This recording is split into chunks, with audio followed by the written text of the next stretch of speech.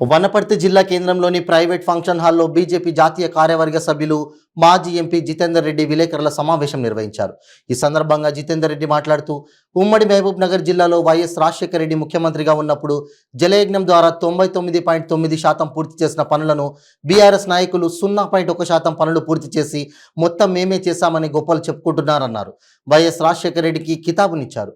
పాలమూరు రంగారెడ్డి ఎత్తిపోతల పథకాన్ని 32,000 కోట్ల రూపాయలతో 2 సంవత్సరాల్లో పూర్తి చేస్తామని ప్రగల్భాలు పలికారని, కాంట్రాక్టర్లతో కమిషన్లు తింటూ ఇప్పటి వరకు ఆ పనులు పూర్తి చేయలేదని విమర్శించారు.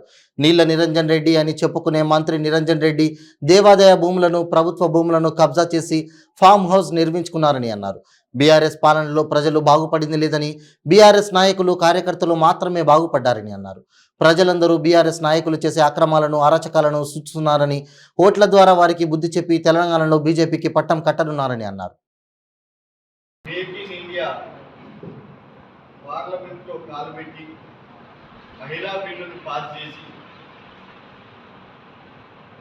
అదేవిధంగా చంద్రయాన్-3 ద్వారా చంద్రమండలంలో సౌత్ పోల్లో మొట్టమొదటి దేశంగా భారతీయ జనతా పార్టీ ఎయిర్పోర్ట్లన్నింటినీ కూడా ముందుకు తీసుకెళ్తూ ప్రగతి చేసుకుంటూ ముందుకు పోతే, వనపర్తి వచ్చిన తర్వాత నాకు ఒక సందేహం వచ్చింది.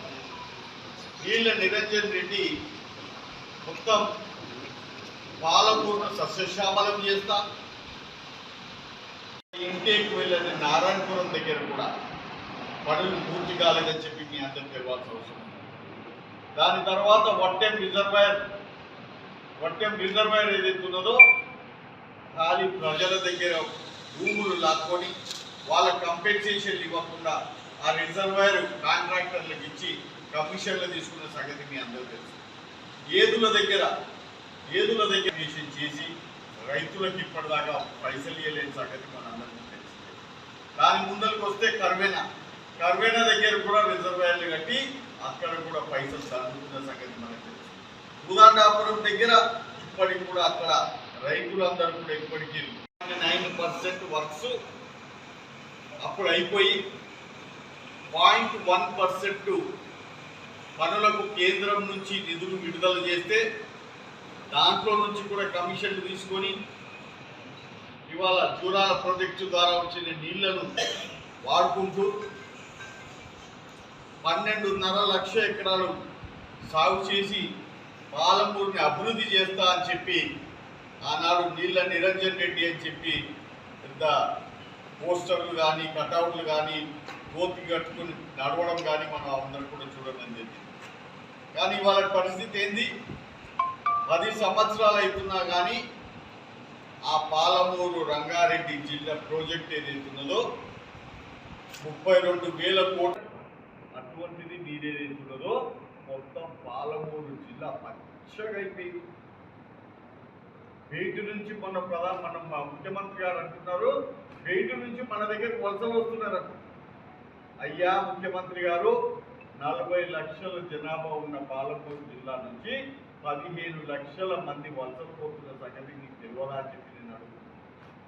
ఇవాళ ఆనాడు మాకు ఏ కళలు చూపించడం, ఆనాడు మాకు చెప్పి పెద్ద ఆగ్రో ఇండస్ట్రీస్ ఏదైతే ఉన్నదో ఇది ఇండస్ట్రియల్ బెల్ట్, శంషాబాద్ నుంచి బెంగళూరు దాకా పెద్ద ఇండస్ట్రియల్ బెల్ట్.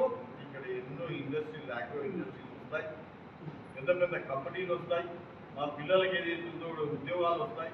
వేరే జిల్లాలలో చేయడానికి ఒక రైస్ బౌల్గా ఏదైతే ఉన్నదో రైస్ బౌల్గా ఇవాళ పాలమూరు జిల్లా మారుతుందని చెప్పి గొప్పని చెప్పి నీవు ఇవాళ దాకా ఈ 32,000 కోట్ల రూపాయల అంచనాని 55,000 కోట్లకు తీసుకుపోయింది. 55,000 కోట్ల రూపాయల నుంచి దాదాపు 25-30 కోట్ల రూపాయలు ఖర్చు పెట్టి మొత్తం కమిషన్లు దండుకోవడం తప్ప ఏమి బాగు చేసామని చెప్పి నేను అనుకుంటున్నాను. ఇక్కడ కనపడతలేదా?